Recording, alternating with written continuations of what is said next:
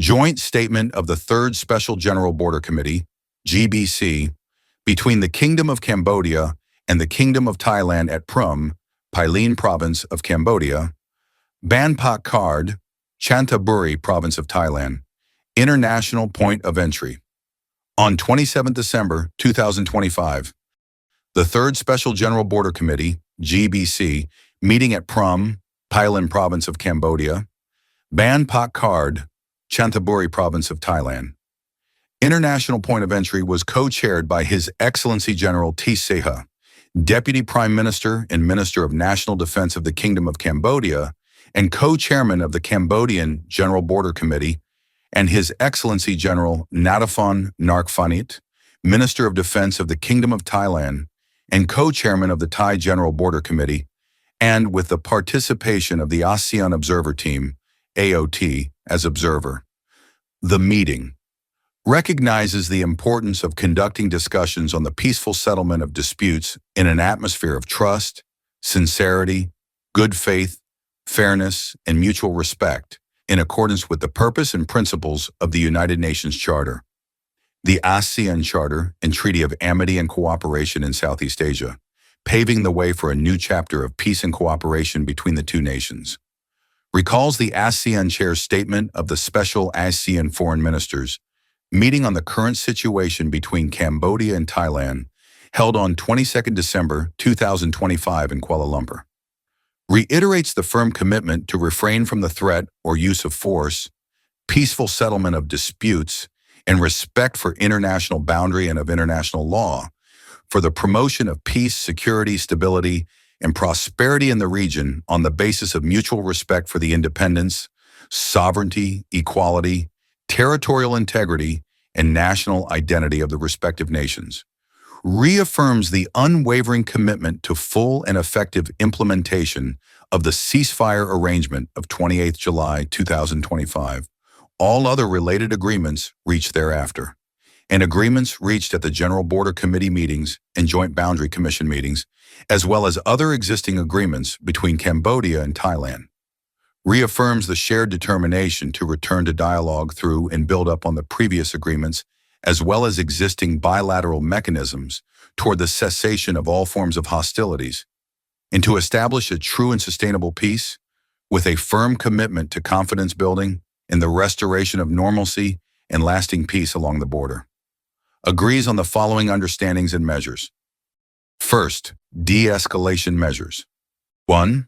Both sides agree to an immediate ceasefire after the time of signature of this joint statement with effect from 12 hours noon, local time, on 27th of December 2025, involving all types of weapons, including attacks on civilians, civilian objects and infrastructures, and military objectives of either side, in all cases and all areas. Both sides must avoid unprovoked firing or advancement or movement of troops towards the other side's positions or troops. This agreement must not be violated under any circumstances. 2. Both sides agree to maintain current troop deployments without further movement. There shall be no troop movements, including patrol towards the other side's position. 3. Both sides agree that all arrangements under this joint statement are without prejudice to the border demarcation and international boundary between the two countries. Both sides agree to refer to the Joint Boundary Commission to resume, at the earliest, the survey and demarcation works in accordance with existing agreements between the two countries to achieve lasting peace along the border. Both sides agree to utilize Joint Boundary Commission's existing mechanisms to ensure safety and security of the joint survey team on the ground, including its safety from landmines. Both sides agree that the Joint Boundary Commission will accord the first and foremost priority for the immediate survey and demarcation works in the affected border areas where the civilians resided.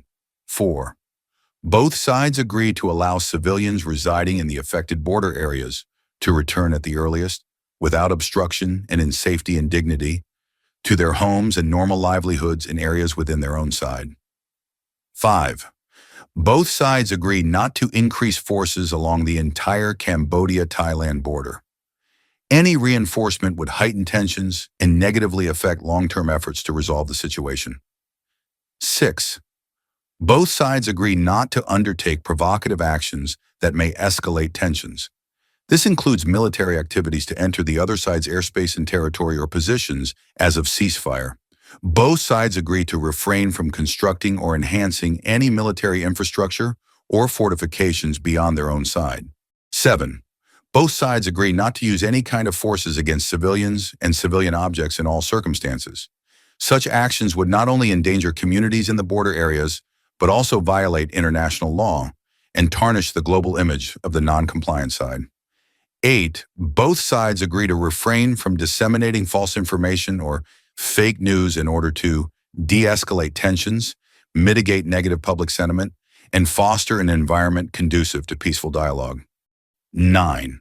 Both sides reaffirm their obligations under the Convention on the Prohibition of the Use, Stockpiling, Production, and Transfer of Anti-Personnel Mine, and on their destruction, Ottawa Convention.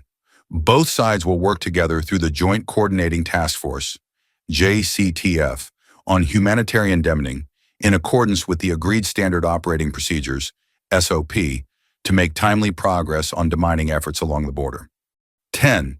Both sides agree to adhere to the Action Plan for Cooperation on the Prevention and Suppression of Transnational Crimes, including cyber scams and human trafficking, between the Cambodian National Police and the Royal Thai Police, and reaffirm the commitment to enhance cooperation aimed at preventing online scams, addressing the misuse of digital platforms, and promoting responsible and accurate information in a manner that contributes to trust, stability, and good neighborly relations.